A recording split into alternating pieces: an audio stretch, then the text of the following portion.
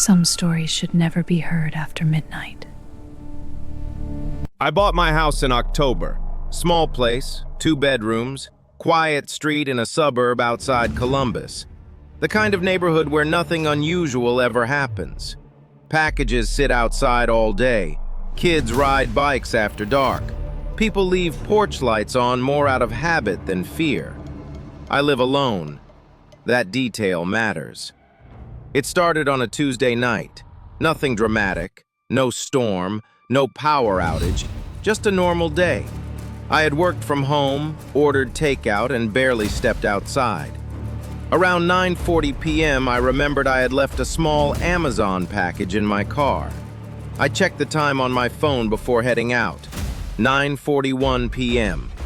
I unlocked the front door, stepped onto the porch, and walked down the driveway. The street was empty. No passing cars, no neighbors outside. I grabbed the package from the passenger seat, walked back in, locked the deadbolt, slid the chain into place, and armed the security system. I remember the confirmation beep clearly. I went to bed at around 11:30 p.m. The next morning, my phone had 3 notifications from the Ring app. Motion detected, front door, 9:42 p.m. Motion detected, front door, 9:43 p.m. Motion detected, front door, 2:17 a.m. The first 2 made sense. That was me getting the package. The third one didn't. I opened the app while still in bed. The 9:42 clip showed exactly what I expected, me opening the door and walking down the driveway. The 9:43 clip showed me coming back inside with the box. Then I opened the 2:17 a.m. clip. The door opened, and I walked out. Same hoodie, same sweatpants, same shoes. I stopped breathing for a second. The figure in the footage walked down the driveway slowly. No package, no phone in hand, just empty hands at the sides. 2 minutes later, motion triggered again. The same version of me walked back toward the house and went inside. The door closed. Timestamp, 2:17 a.m. I had been asleep at 2:17 a.m. I know I was. I sleep lightly. If the refrigerator clicks, I wake up. There is no way I would unlock the door, walk outside, and not remember. I got out of bed immediately. The front door was still locked, deadbolt secured, chain attached, alarm system armed. If I had opened that door at 2:17, the alarm would have gone off. It didn't. I replayed the clip 3 more times, and that's when I noticed something subtle. The expression. At 9:42 p.m., when I left to grab the package, I left normal, slightly tired, neutral. At 2:17 a.m., my face looked blank, almost emotionless, like someone trying to copy my face but not fully understanding how expressions work. I called Ring support. They checked the system logs. No duplication error, no timestamp glitch, no suspicious login activity. The footage was recorded live at 2:17 a.m. Recorded live. I didn't tell them the part about me being asleep inside the house. That night, I didn't go to bed. I left every light on in the living room and sat on the couch watching the front door. At 2:10 a.m., I checked the locks again. Still secure. At 2:15 a.m., I felt something strange. Not fear exactly, anticipation. Like my body knew something was about to happen. At 2:17 a.m., my phone vibrated. Motion detected. Front door. My chest tightened. I opened the live view, and there I was, standing in the driveway, facing the camera, not moving, just standing there. The timestamp read 2:17:22 a.m. I slowly looked up from my phone and stared at the real door in front of me. It was closed, locked, chained. The version of me on the screen tilted its head slightly. Then it smiled. Not wide, not exaggerated, just a small, subtle smile. The kind someone gives when they know something you don't. I couldn't move. The figure stepped toward the door. On the camera feed, the door opened, but in front of me, the real door didn't move. No sound, no chain sliding, no deadbolt unlocking. Then the feed went black. No error message, just black. And that's when I heard it. A faint shifting sound from the hallway behind me. Slow, careful, like someone adjusting their weight on hardwood floor. I didn't want to turn around, but I did. The hallway was dark, but for a split second I saw something move near my bedroom door, like a shadow stepping backward into the darkness. I stood up quickly and turned on the hallway light. Nothing. Bedroom empty, bathroom empty, closets clear, windows locked. I checked the Ring app again. The 217 recording was gone, deleted. Only the 942 and 943 clips remained. I sat back down on the couch, and that's when I noticed something worse. The chain. It wasn't attached anymore. It was hanging loose. I know I locked it. I remember sliding it into place, but now it was dangling, as if someone had quietly unlatched it from the inside. And that's when a thought hit me that I still can't shake. If the door never physically opened, then whatever walked out at 2:17 a.m. was already inside. I didn't sleep that night. I stayed on the couch until sunrise, staring at the front door like it might breathe. By 6:30 a.m., the light coming through the blinds made everything feel almost normal again. Almost. I told myself there had to be a logical explanation.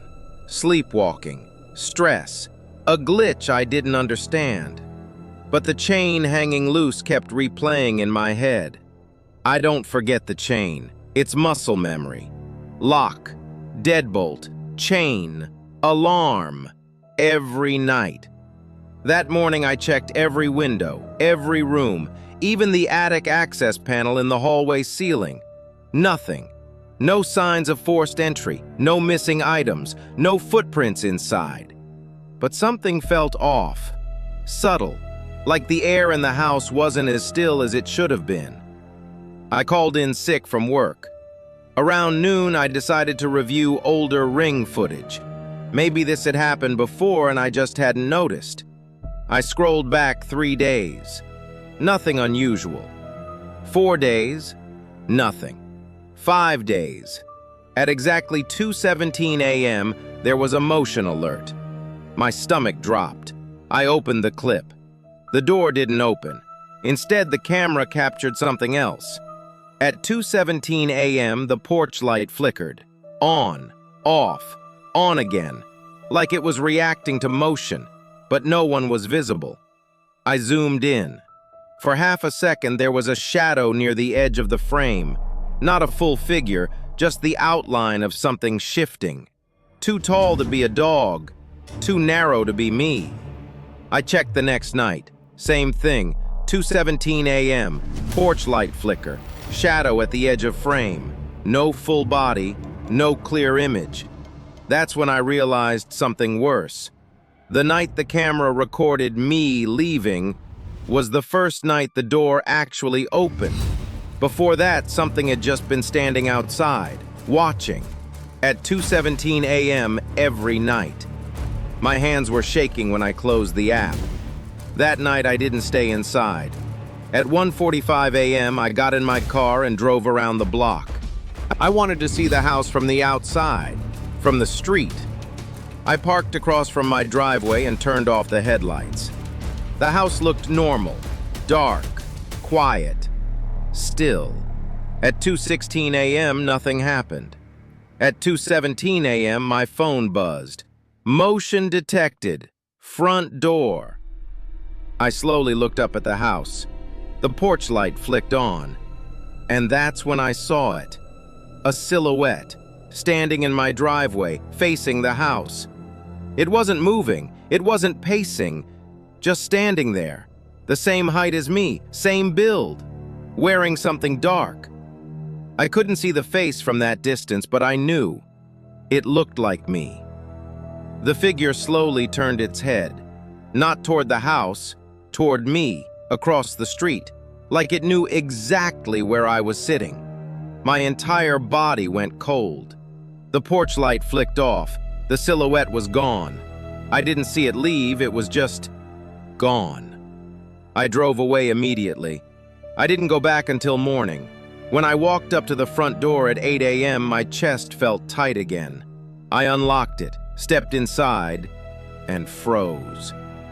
The hallway mirror. It had been moved, slightly angled, facing directly toward the front door. I never touch that mirror. I never angle it. But now, if someone opened the door at night, the mirror would reflect them perfectly, like it was positioned for someone to watch the entrance from inside. I walked slowly into the bedroom. Everything looked normal, until I noticed the closet door. It was open, just a few inches. I never leave it open. I walked toward it carefully, pulled it wider. Empty, just clothes. But something on the floor caught my attention. A footprint, faint, dusty, barefoot, my size. But I hadn't walked into my closet barefoot. I hadn't even been in there. I felt dizzy. That's when my phone buzzed again. A new notification. Motion detected, indoor camera, 2:17 a.m. My blood ran cold. I don't get indoor notifications unless I manually activate that camera. I opened the clip. The angle showed the living room, the couch, the front door. At 2:16:58 a.m., the living room was empty. At 2:17:03 a.m., something shifted near the hallway. And then, I walked into frame. Not from the front door, from the hallway. From inside the house. I walked slowly toward the couch, sat down, and stared directly at the indoor camera. The expression on my face was the same blank one from before, emotionless, cold. Then the version of me leaned forward slightly and whispered something. There was no audio on the clip, but I could read my own lips. 3 words. Switch places now. The recording ended. I dropped my phone. My heart was pounding so loud I could hear it in my ears.